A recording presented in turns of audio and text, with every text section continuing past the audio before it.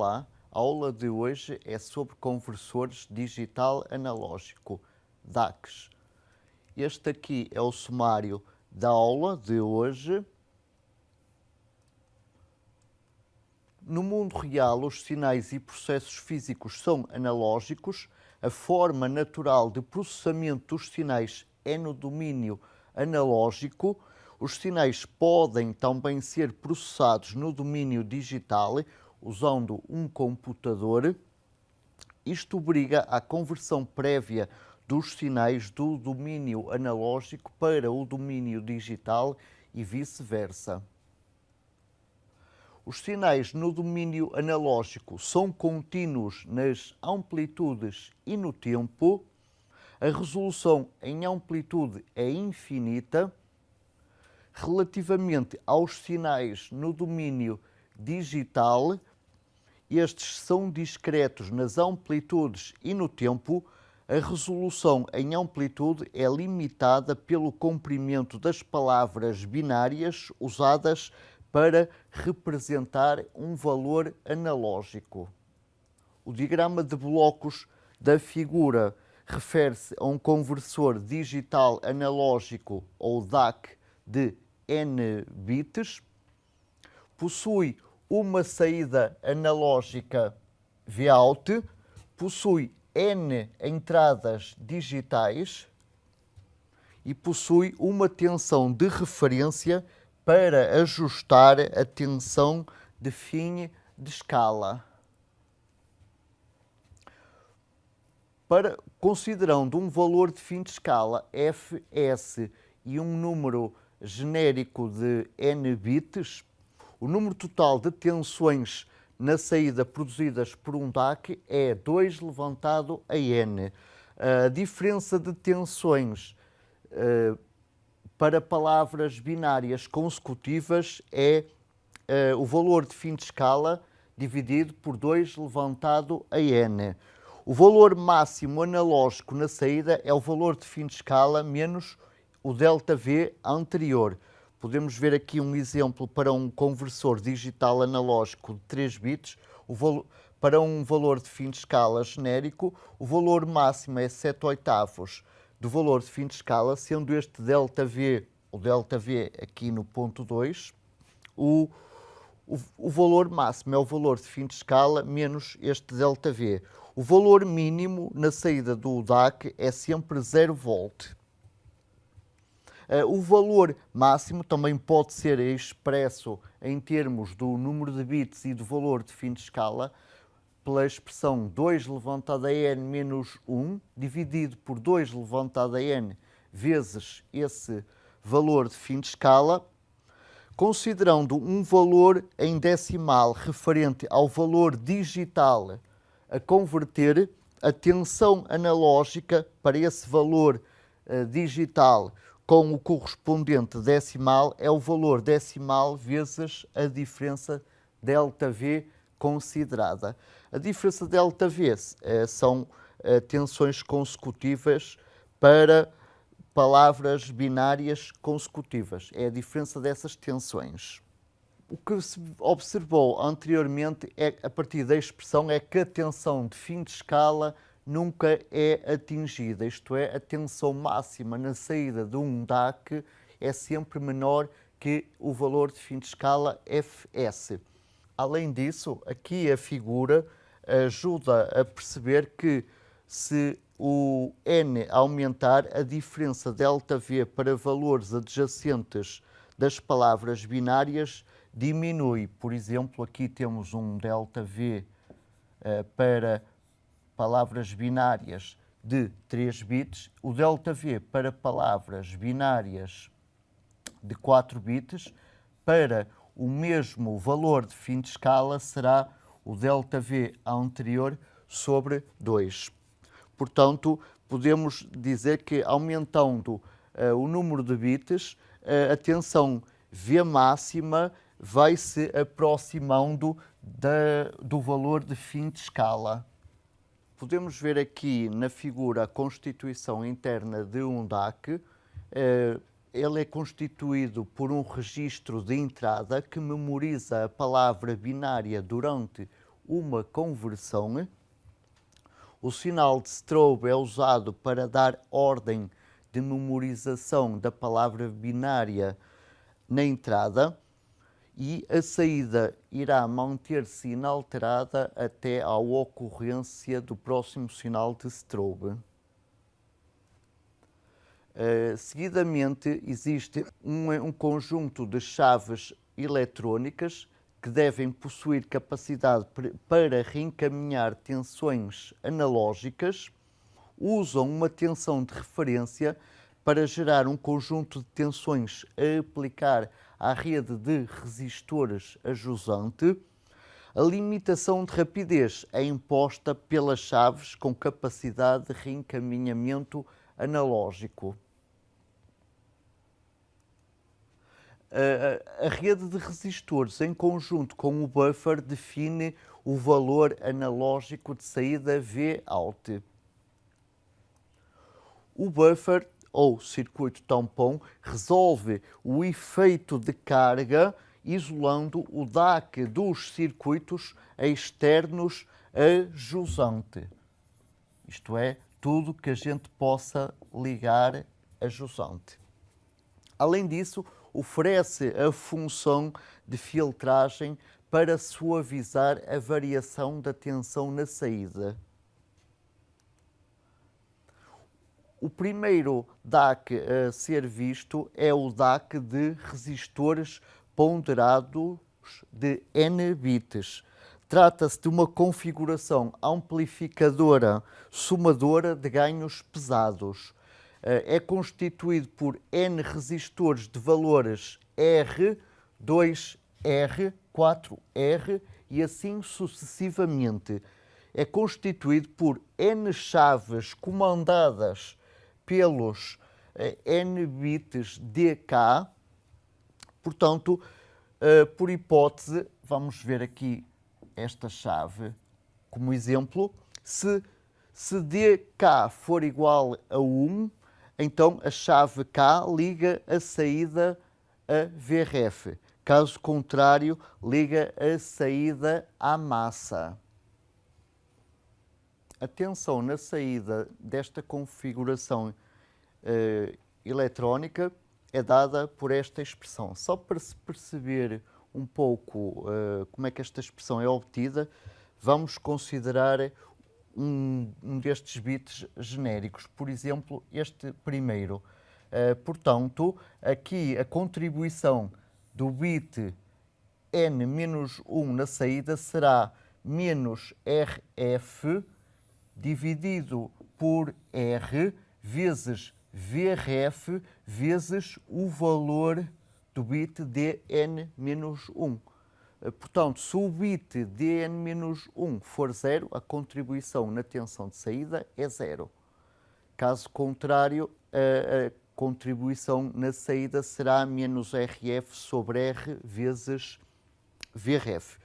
Além disso, olhando aqui para a expressão, percebemos que o módulo da tensão na saída é menor que 2RF vezes VRF sobre R.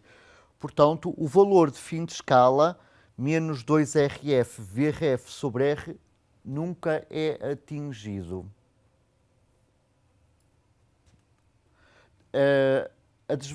O DAC de resistores ponderados tem um conjunto de desvantagens, nomeadamente a existência de correntes inversamente proporcionais a R, 2R e assim sucessivamente.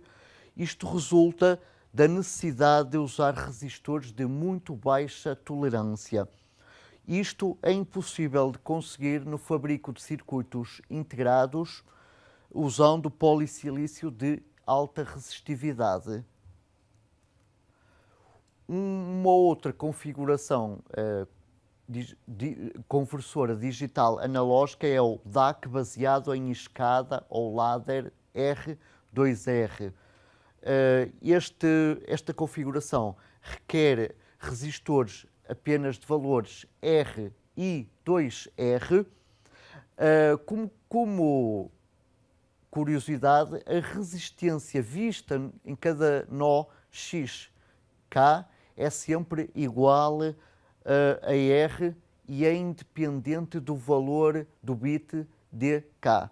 Por isso, a resistência vista no nó x0 é R, neste nó é R, vista neste nó é R, vista neste nó é R e vista deste nó é R. Portanto, não importa o valor de R, mas a relação R2R para que isto aconteça.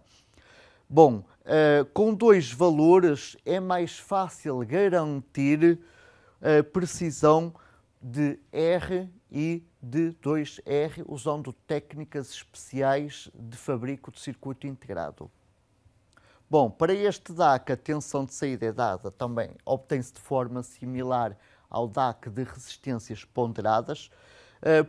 Se fizermos a resistência de realimentação RF igual a R, verificamos que o módulo da tensão na saída é menor que a tensão de referência.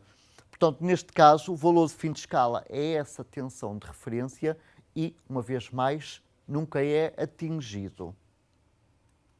Bom, um ladder R2R pode ser aproveitado na conversão digital analógica, ligando às saídas de um microcontrolador, assim desta forma.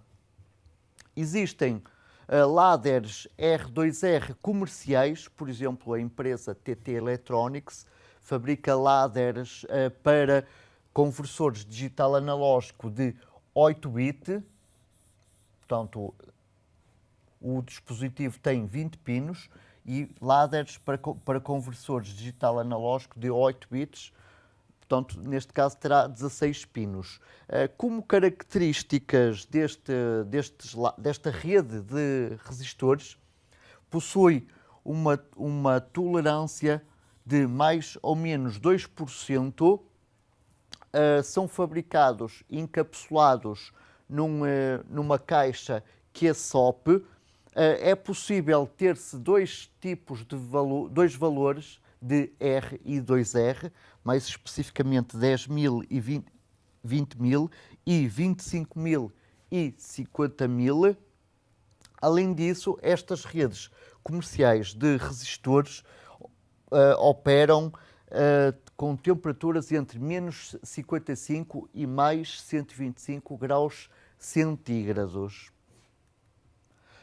Aqui esta figura ilustra um recorte da folha de características do DAC 0830. A primeira métrica já conhecemos, é a resolução, que indica o tamanho das palavras binárias a converter. No caso deste circuito integrado, essa resolução é de 8 bits. Portanto, já sabemos que quanto maior for a resolução, menor o incremento analógico ΔV do DAC. Uma outra métrica é o erro de ganho, que é a variação da inclinação da reta best fit relativamente à reta ideal. Portanto, temos aqui a reta best fit. Temos aqui a reta ideal. A diferença de declives é o erro de ganho. A reta best fit é obtida da seguinte forma.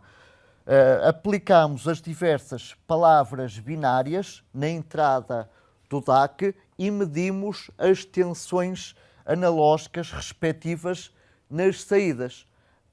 Fazemos a regressão linear aplicando o método dos mínimos quadrados e obtemos então a reta best fit. A partir da reta best fit também é possível determinar o erro de offset. O erro de offset consiste na ordenada, na origem dessa reta best fit. Podemos observar aqui uma diferença de valores da reta best fit relativamente à reta ideal na origem. Existe também erro de linearidade, mais especificamente a não linearidade diferencial. a não linearidade diferencial DNL índice K está associada à palavra binária K. Portanto, temos que calcular estes valores para todas as palavras binárias e depois, ao fim, considerar o máximo. Essa obtenção é dada pela diferença entre a tensão medida e a ideal. Se, por exemplo, esta aqui for a nossa palavra binária K, a tensão VDAC índice K mais 1 é esta tensão. Repare-se que estamos a usar as tensões reais. A tensão VDAC índice K é esta, sendo a diferença dada por esta seta verde. Depois, a diferença deste segmento relativamente ao ΔV, portanto, pegamos no comprimento da seta verde, subtraímos-lhe ΔV e dividimos por ΔV e obtemos a não linearidade diferencial para a palavra binária K. Se o DAC for ideal, estes pontos caem para aqui, este cai para aqui, e portanto a tensão K, VDAC K mais 1 é igual a VDAC índice K mais ΔV e portanto a não linearidade diferencial é igual a 0. Existe também a não linearidade integral, INL índice K associada à palavra K. Temos que calcular as não linearidades integrais para todas as palavras binárias e considerar o maior de todos. A não linearidade integral considera não só a contribuição desta palavra binária, mas também de todas as anteriores. Portanto, a expressão é dada da seguinte forma. Vamos imaginar que esta é a palavra binária K. Portanto, o VDAC índice K é este valor aqui medido. O valor K vezes ΔV é o valor ideal para esta palavra binária. É, portanto, o numerador é, portanto, esta seta amarela. Esta seta amarela a dividir por ΔV. ΔV já conhecemos também. Se o DAC for ideal, isto é, se não tiver erro de não linearidade integral, este valor aqui cai na reta ideal. E, portanto, a tensão VDAC índice K é simplesmente igual a K vezes ΔV. E, neste caso, a não linearidade integral para esta palavra binária é 0. Existe também o tempo de estabilização, no inglês diz-se settling time. É o indicador mais importante para caracterizar os efeitos dinâmicos. É o tempo decorrido entre o instante de modificação na palavra binária e o instante em que a saída se torna suficientemente próxima do valor final. Olhando aqui para o recorte da folha de características do DAC 0830, vemos que o tempo de estabilização, o settling time, é 1 microsegundo. Portanto, com este DAC podemos gerar sinais com largura de banda até 500 kHz, isto é, a uma taxa de 1 mega-amostra analógica por segundo. Reparemos que a largura de banda tem que ser pelo menos metade, inferior a metade da taxa de amostras.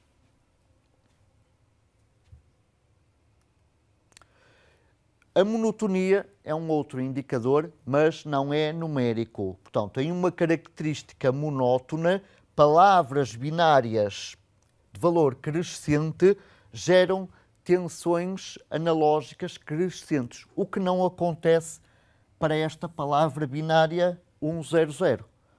Portanto, um DAC com esta característica não é monótono entre 011 e 101. Portanto, analisando agora o efeito da resolução em bits na distorção harmónica, portanto, a distorção harmónica, DH, calcula-se dividindo a maior amplitude das outras componentes espectrais A máximo pela amplitude da frequência fundamental A0.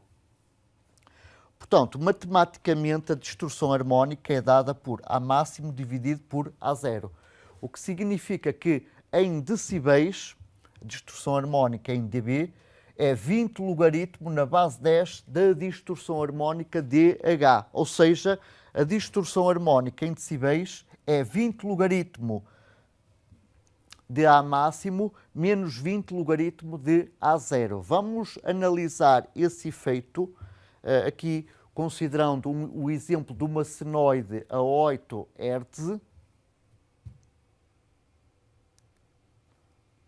Portanto, vamos então considerar aqui uma senoide a 8 Hz. Em primeiro lugar, vamos considerar uma resolução infinita. Aqui em baixo no gráfico temos o espectro da senoide. A amplitude do espectro está em unidades arbitrárias. Não nos interessa o valor em si, mas sim a diferença relativamente às outras componentes espectrais. Neste caso, não existe diferença porque só temos a componente espectral fundamental a 8 Hz. Não se preocupem em perceber como é que chegamos a este espectro. O importante aqui é perceber o efeito da resolução, portanto, na distorção harmónica. Agora, se a gente passar a resolução de infinito para 256, isto é, 8 bits, continuamos na mesma a ter aqui a nossa frequência fundamental a 8 Hz. Agora vamos ter aqui um conjunto de harmónicos e subharmónicos destes 8 Hz.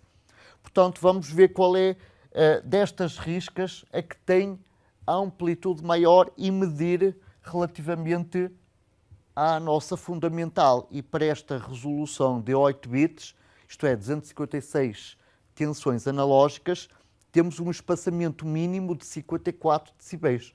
Corresponde basicamente ao seguinte: a amplitude desta frequência a 12 Hz é 500 vezes menor que a amplitude da nossa frequência fundamental, o que é bom.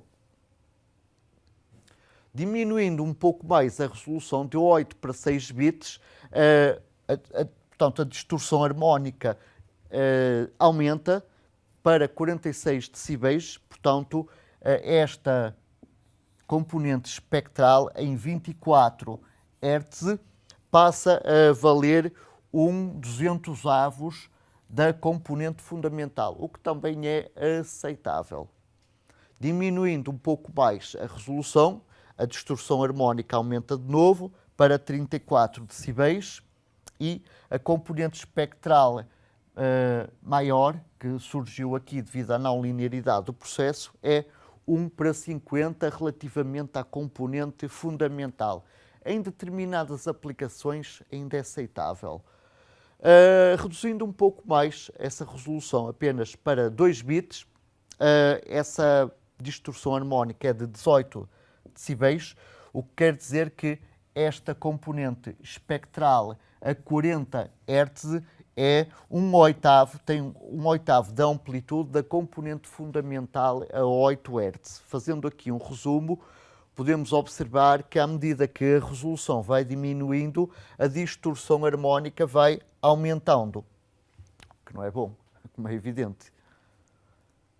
Portanto, termino aqui a aula. Na próxima aula vamos ver conversores analógico-digital, ou ADAC. Despeço-me com amizade e até à próxima aula.